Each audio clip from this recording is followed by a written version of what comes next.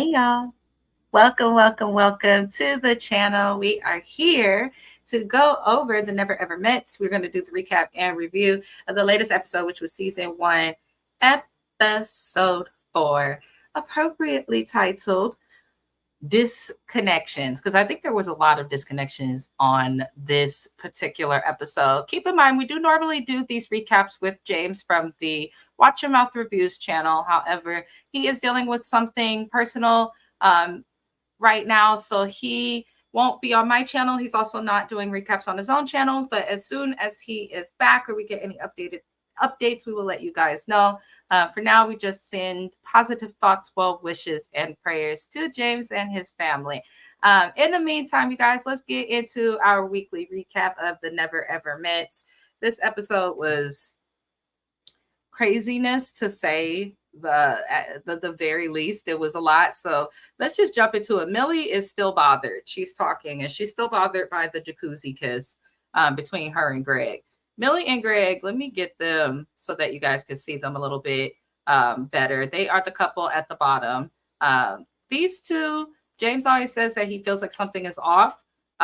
I've seen Millie in a couple of things and know that she's an actress and things of that nature. So I didn't feel it was believable that she would live in Los Angeles and not be able to meet up with somebody, if that makes sense. But, you know, it is what it is. But basically, she's bothered. I'm like, girl, you dumb. Why are you bothered by the fact that, you know, this man kissed you? She wants him to take it slow. And I understand that, but he gave you a kiss. You're already in a jacuzzi, living in a house together. Like, I'm not saying y'all have to have sex, but at the same time, like, how slow is Millie expected things to go? And things like this just make it seem like the relationships aren't entirely believable. Like, these people are just actors who needed a check and came on the show. And nothing's wrong with that at all, you guys. Nothing is wrong with that at all.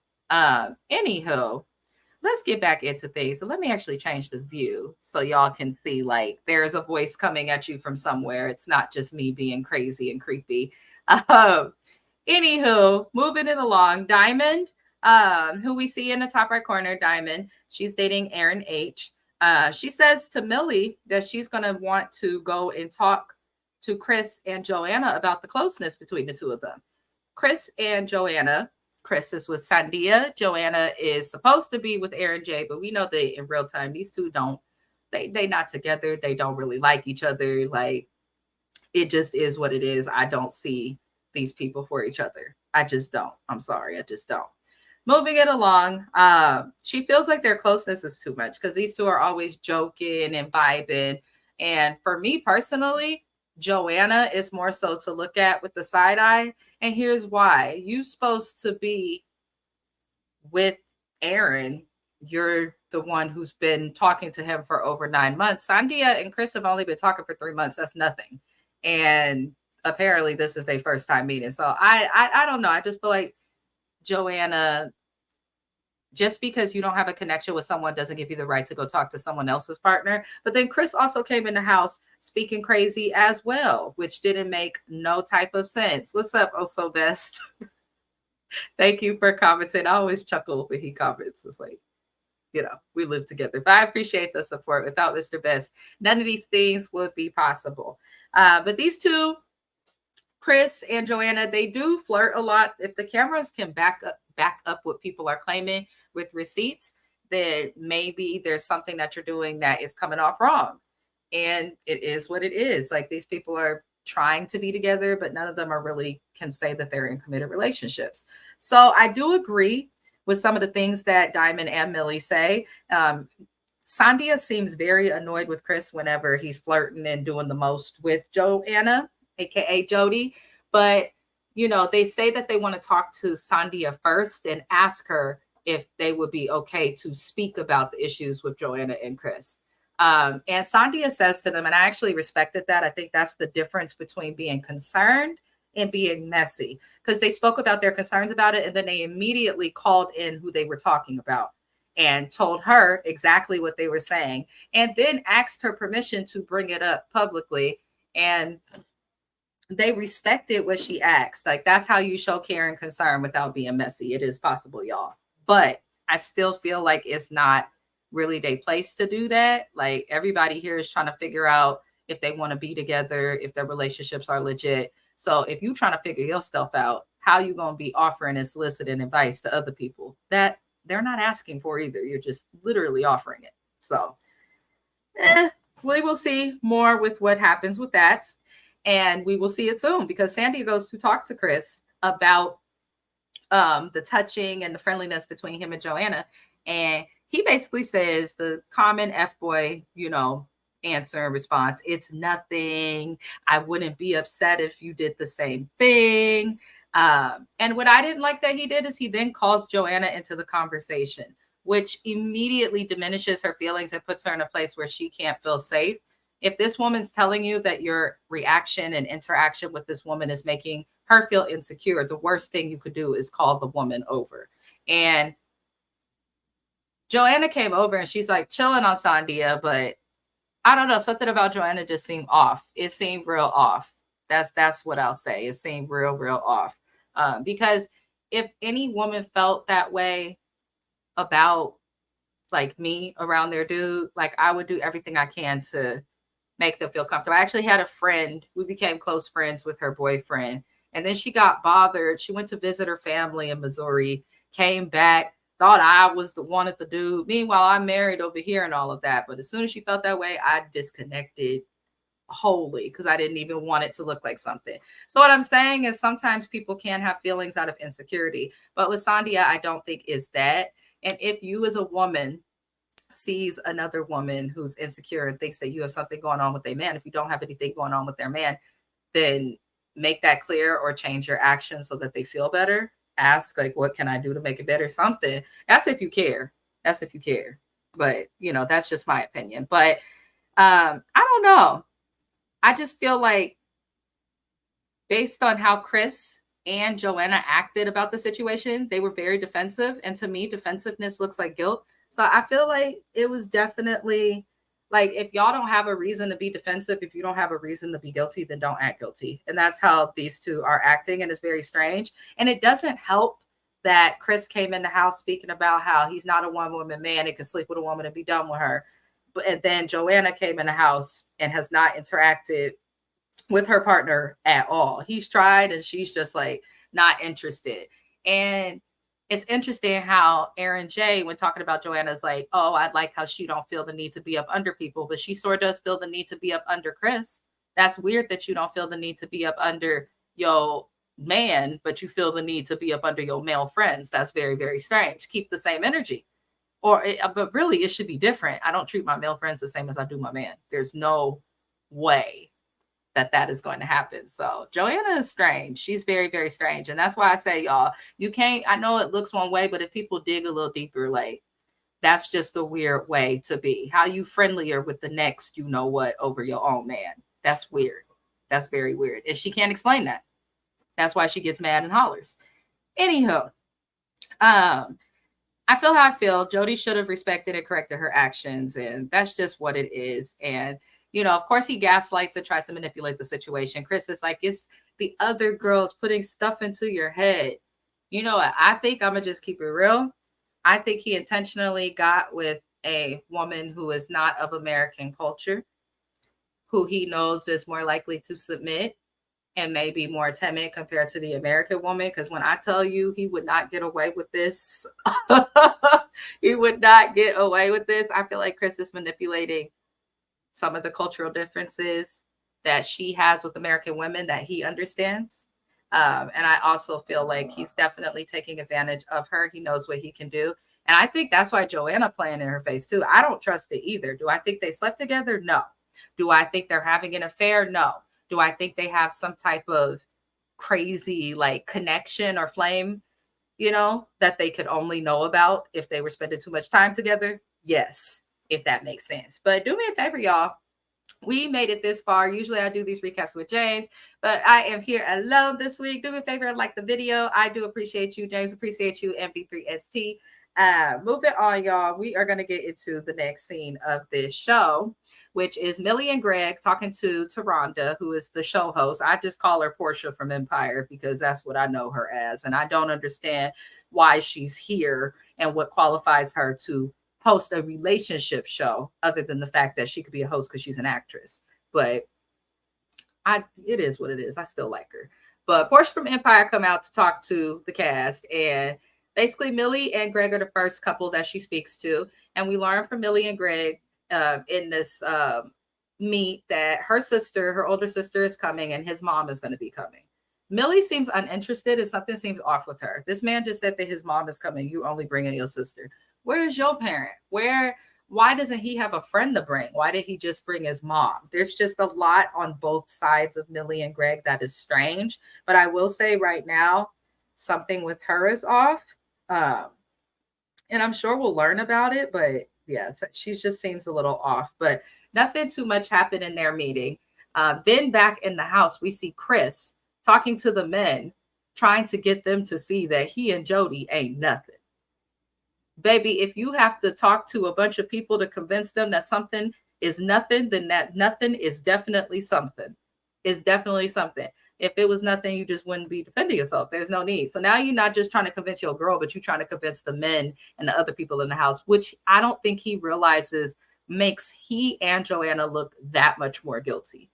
It just does. What people like to get mad at stuff like, that's not me. How could people think that? But when people get mad, they forget that, what does Dr. Phil always say? Perspective and perception, all of those things are everything. And it's how you're being perceived that's making people feel away. And y'all get mad about it, Joanna and Chris, when y'all could easily just focus in on your partners. She won't even look at hers or sit in the same room or hot tub as her partner. And Chris is just a little too friendly with everybody. So it's just a mess. But none of the men believe Chris, which I respected. You got some OGs on this show. Listen, Aaron H is a 55-year-old man. Brandon's 35. I'm not saying that's old. But all of these people, these are not like young adults in their 20s. These are like men who have, God willing, had some of the kitty cat and are not thirsty over it. They may be past that lusting stage, with the exception of Alexis and Dominique. They were both a joke and clearly still in the lusting, materialistic stage. But these men on this show, they don't seem terrible. I will say that, regardless on how I feel. And Aaron H explained how it looked. And Aaron H said something that my husband always says that actually made me like, oh, snap. He was like, listen, I've had female friends and I act like it's all cool, but if I wanted to hit or wished I could, like, he made a comment or something like that, basically saying like, Chris, you acted like that's your friend, but at the same time, you know, you'd hit that if you could. And I was like, oh my, but I appreciated the honesty. So ladies, look at your male friends sometimes, because I've actually had quite a few male friends that have wanted more. Mind you, I've been married my entire adult life. So it's like, wait a second. Why you want something that's you can't? It doesn't make sense. It doesn't make sense for anybody to want me because you can't have me. It doesn't make any sense to want anybody who's in a relationship because it's like, why are you preying on my downfall? But I got what Aaron H was trying to say. Then Chris digs himself into a deeper hole. He says that Jody, aka Joanna, is the only person who defended him when he entered the house, making the comments about wanting to sleep with random women and ghost them and all of that. I'm like, that's probably because that's what she do. I feel like that might be the disconnect. She's like, oh crap, I've got to meet this one. But here's what I peeped. It really didn't matter what Chris said. It wasn't going to make it better. And this is what I mean by perspective, perception, all these things. Why are you defending Joanna harder than you defended Sandia, who's supposed to be your girl? That doesn't make any sense. Why are you defending her harder than your girl? When your girl says something or feels away, it's stop being insecure. That's a turnoff. But when Joanna is bothered or put in a position to where she doesn't look good, you defend the hell out of her. I'm watching you and your thin neck, Mr. Chris. I am watching you. I don't know what OWN Network was doing with this, but like I like Ready to Love, Put a Ring on It. I love the little dating shows on OWN, but like a lot of times I feel like they just put the most unappealing people per se, or most non-compatible people together on their shows. Because obviously, let me just break it down. Alexis and Dominique ain't work. I don't think that Joanna and Aaron J will ever work. Sandia and Chris ain't gonna work, and if they do, then she needs years and years of therapy and to deep into some self-efficacy. Millie and Greg, I think, is fronting as actors. Half of these people ain't gonna work or probably as actors. So, it is what it is, but they could have done better casting the couples. They really could have. So moving on, you guys, if you are still here, do me a favor and like the video. I greatly appreciate you. We see Brandon and Sienna meet, which is a big deal. So Taronda James, aka Portia from Empire, is meeting with all the couples to talk to, the couples about the things that they have going on in their little lives and all of that. But basically, Brandon explains that Sienna's behavior has been a turnoff, which it would be for any man, woman, transgender, non-binary, the theys, the thems, and whatever the hell else is out there. It is a turnoff to act like this and expect for someone to want to be in a relationship with you, because the end goal of a relationship, if not marriage, is to at least build a life together. How can you have to deal with somebody hollering and calling you out your name the way that Sienna has done Brandon for the rest of your life? No one wants to deal with that. At the very least, your partner should bring you peace of mind. And she definitely does not bring that whatsoever. But she once again tries to fight when he's saying, like, your behavior's a turn off and I need you to just listen. She tries to fight it to where Taronda calls her out and is like, yeah, but sis, you're doing it now. And Sienna kind of looked like, did this lady just try to check me? Because as James has said, I do think that she views herself as perfect, which a lot of single women will do, because it does take a lot to live on your own. Women get paid less than men. We just have greater struggles. So it is a big deal when a woman's able to be self-sufficient and independent without the help of a man. However, I think sometimes it does impact their psyche. I've written papers on it, just saying.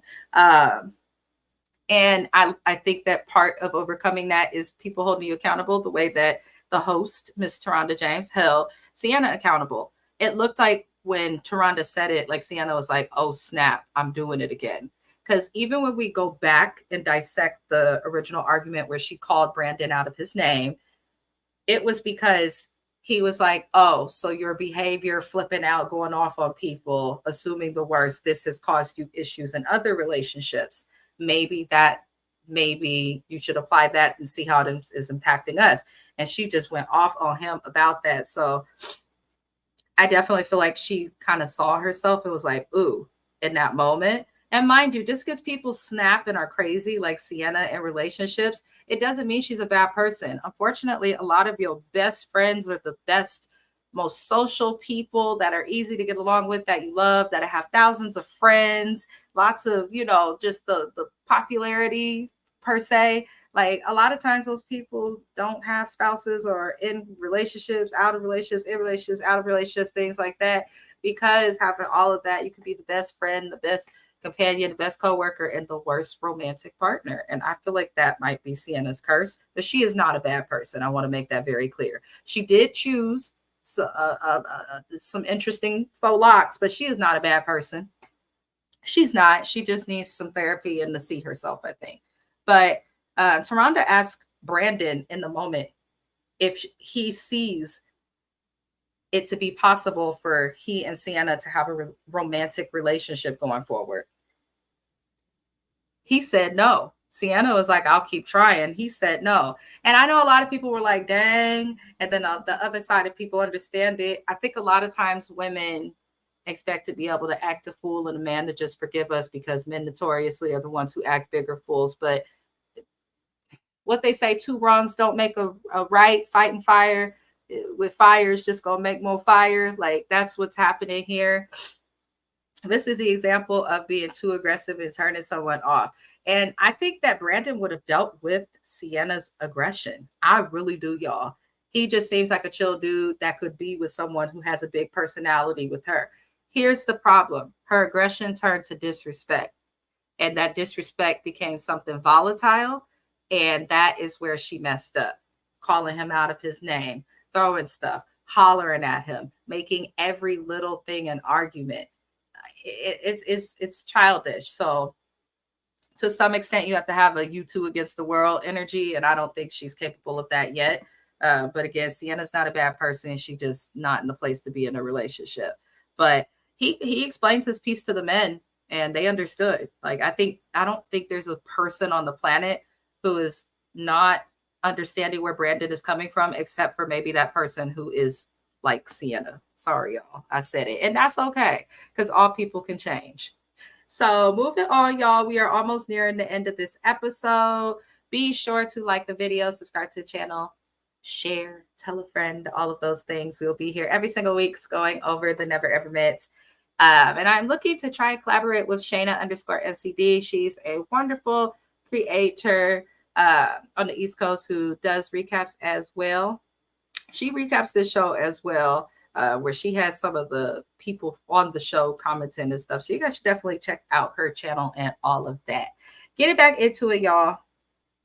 Aaron and Jody, aka Joanna, go to meet with the host next, and they claim they have a connection and just need more dates. I call BS. I'm not even going to go into Aaron and Joanna's meet with Taronda, because I really don't know how to talk about Aaron J without being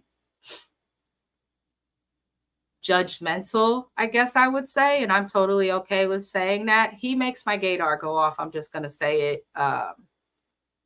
It's his mannerisms, just how he behaves, and he seems totally okay that this woman's uninterested in him and not interested in, like, it's just strange, the dynamic between these two.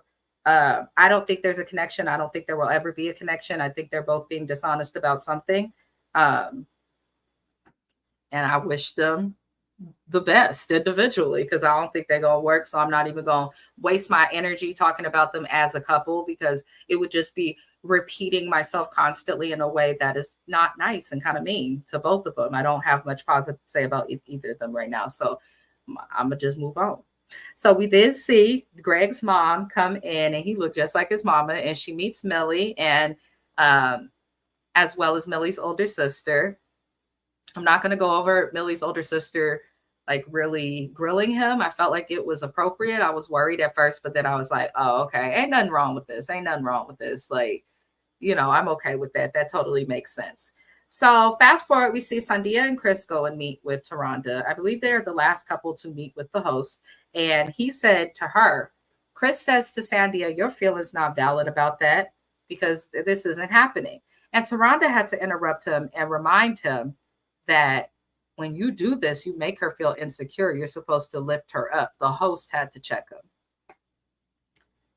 Sandia, ain't no way in hell you that quiet. I don't know if you worried about this camera.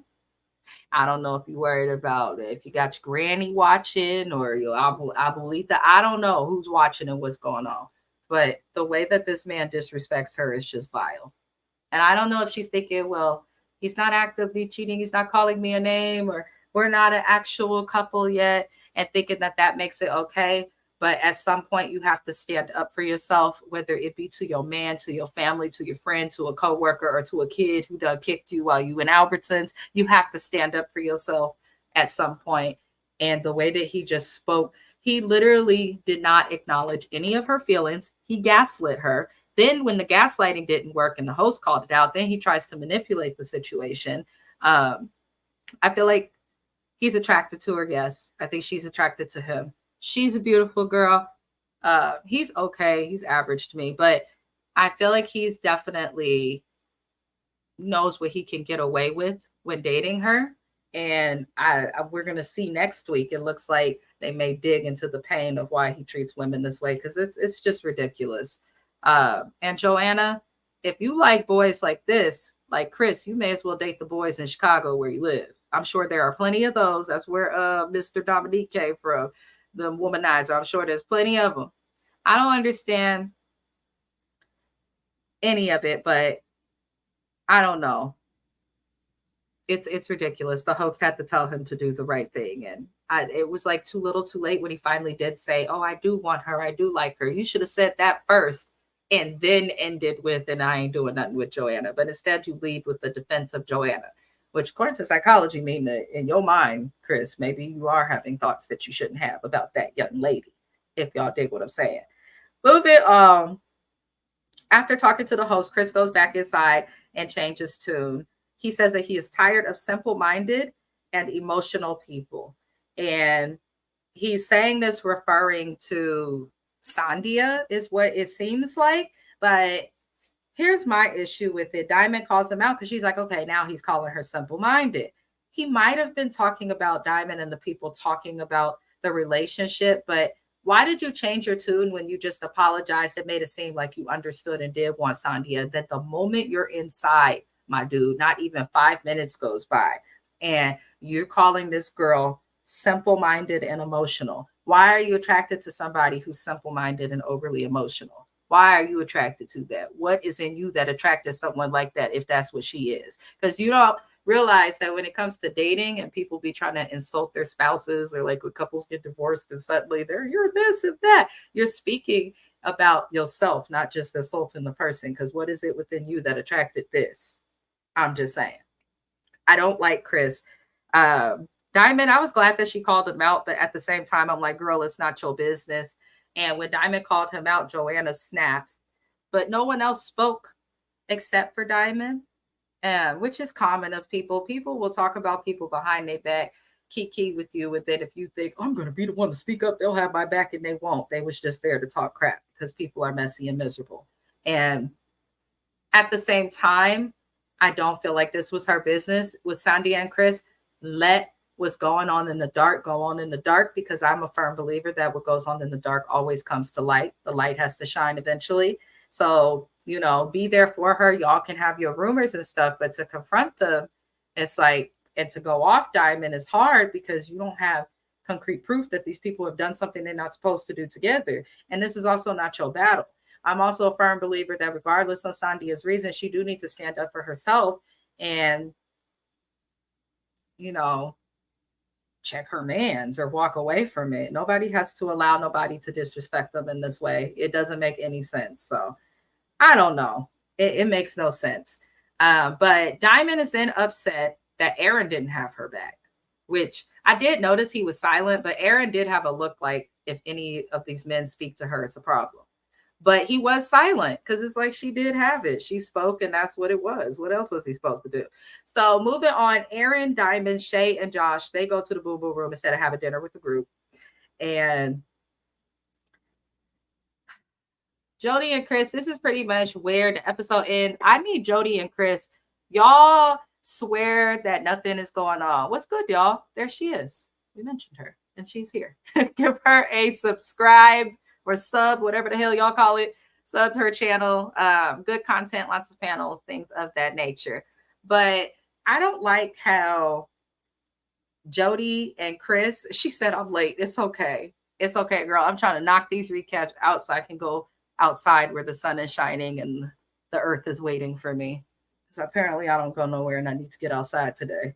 But yeah, Jody and Chris, y'all behavior, your friendship, whatever the hell you want to call it, it's quite literally now causing a divide in the house within this group of people that you should be bonding with, all of those things.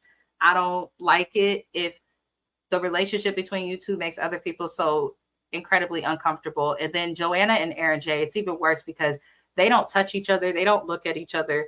He's thinking of other things and people, and she's thinking of other things and the stars and the planets and everything coming together. I don't know what they're doing. They're not thinking of each other, though. But if your interactions with this man is causing so much of a problem, then stop interacting. That's what you're supposed to do on both ends. They should both do that, because as a woman, she shouldn't want to make another woman feel like her man is up for grabs or like he's being taken. And as a man, he shouldn't want his female to feel insecure or uncomfortable with his friendships, whether it be a woman or a man or a goddamn tomato. It just should not be that way. So I don't know. I don't know. I will say the little broccoli Alfredo did look good, but if they used Alfredo out the can, I don't want it. I just don't. Like, yes, I'm bougie when it comes to Alfredo. You better get you some heavy whipping cream and figure it out. But that is it for my recap of the Never Ever Mets. You guys, we do these recaps every single week. James is dealing with some personal stuff, so he is away from his channel as well as mine. He's on a little leave of absence, we'll call it, but I'm sending him prayers, good fortune, good energy, and so many other blessings. The next recap I'm going to do for the people who watch WeTV will be Love During Lockup. Other than that, we'll have another Buying Beverly Hills recap that will be coming to us shortly. I'm thinking of doing the Buying Beverly Hills recap, in all honesty, you guys, tomorrow. The season is heating up, and let me tell you, when I say that I am excited, I am very, very, very, very excited. Anywho, y'all, we're going to end the video here. We'll end the video with a music video, as we always do. It's also Best, the husband, my man's. I appreciate everybody for tapping in, tuning in, like the video, share it, all of those things. Let me get this up on the screen, y'all, because y'all know me and technology don't always get along. It's a sad thing. Anyway, we're going to listen to, in honor of the 510 day, we are going to listen to a song by Also Best, Head Trip to the Bay Area, little anthem. Like the video. I appreciate all of y'all. I'll see y'all again. Adios.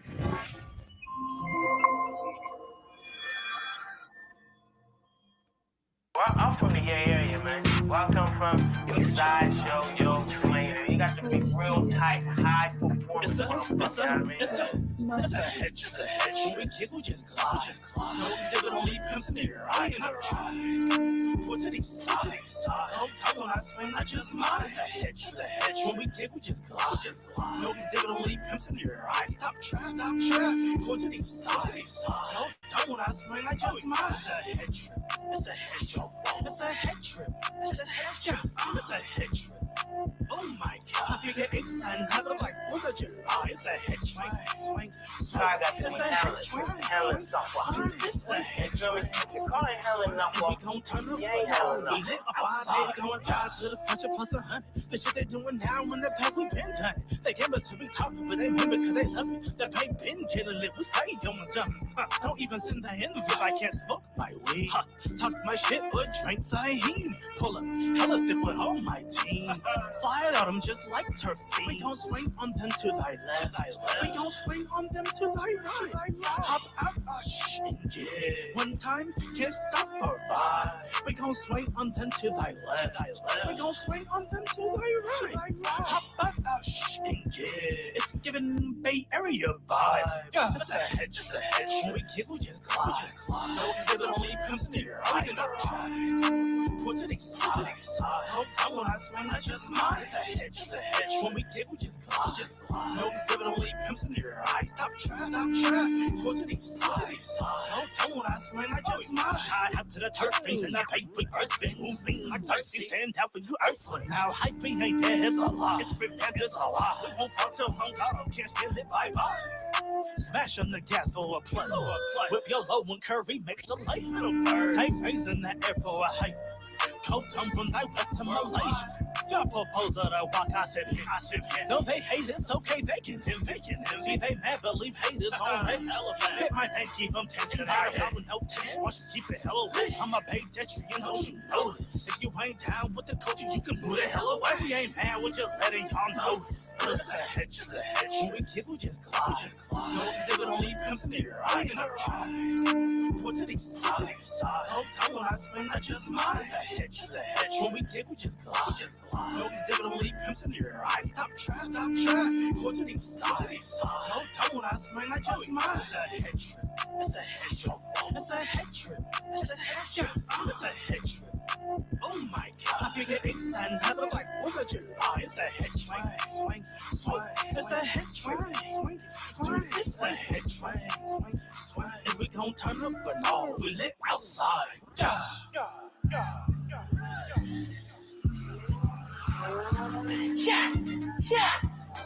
That's your debut, man. That's your pimp. That's a pimp debut, man. When you come through in your car, man. Your car is everything, man. Your car is the thing, man. Come check out some of these whips, man. Yay area style.